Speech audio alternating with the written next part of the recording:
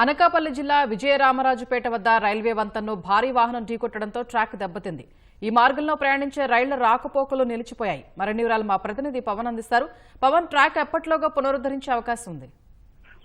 ప్రస్తుతం రైల్వే అధికారులు స్పందించారు. పనులు వేగవంతంగా యుద్ధ ప్రాతిపదికన పనులు తీస్తున్నారు. ముఖ్యంగా ఒక భారీ ఎందుకంటే బరువుగా ఉన్నటువంటి గూడ్స్ వాహనం ట్రాక్ మీద వెళ్తోంది. కింద ఉన్నటువంటి విజయరామరాజుపేట అనే ప్రాంతం దగ్గర అండర్ పాస్ బ్రిడ్జ్ దగ్గర భారీ వాహనం రైల్వే ట్రాక్ ని అక్కడ ఉన్నటువంటి గటర్ ని ఢీకొట్టడం, అలాగే అక్కడ ఉన్నటువంటి రైల్వే ట్రాక్ ని కూడా ఢీకొట్టడం జరిగిందని స్థానికులు చెప్తున్నారు.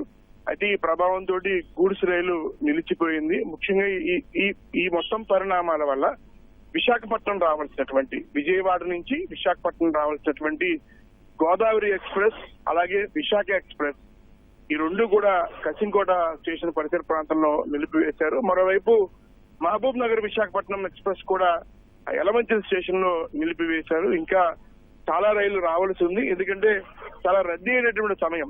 ముఖ్యంగా విజయవాడ నుంచి అలాగే హైదరాబాద్ నుంచి విశాఖ, విజయవాడ నుంచి విశాఖ, తిరుపతి నుంచి విశాఖ ఈ రైళ్లన్నీ కూడా వచ్చేటువంటి సమయం తెల్లవారుజామున సమయంలో ఈ సంఘటన జరిగింది. ఆ సమయంలో ప్రధానమైనటువంటి గోదావరి ఎక్స్ప్రెస్ ఇవన్నీ కూడా విశాఖపట్నం రైల్వే స్టేషన్ రావాల్సినటువంటి ఎక్స్ప్రెస్ అన్ని కూడా సమీప ప్రాంతంలో నిలిపివేశారు. ప్రస్తుతం రైల్వే అధికారులు స్పందించారు. వారంతా కూడా ట్రాక్ దగ్గర పనులు చేస్తున్నారు. ట్రాక్ పునరుద్ధరణ సంబంధించినటువంటి పనులు చేస్తున్నారు.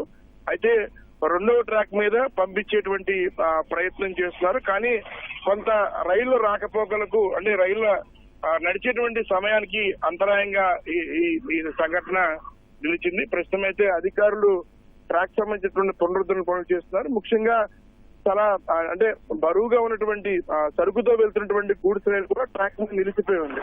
కాబట్టి ఇప్పుడు ఆ గూడ్స్ రైలుని ముందుకు తీసుకువెళ్లి ట్రాక్ సంబంధించిన పనులన్నీ కూడా పునరుద్ధరణ చేయడానికి అధికారులు సంసిద్ధంగా ఉన్నారు. రైట్, ధన్యవాదాలు ఆదిత్య పవన్.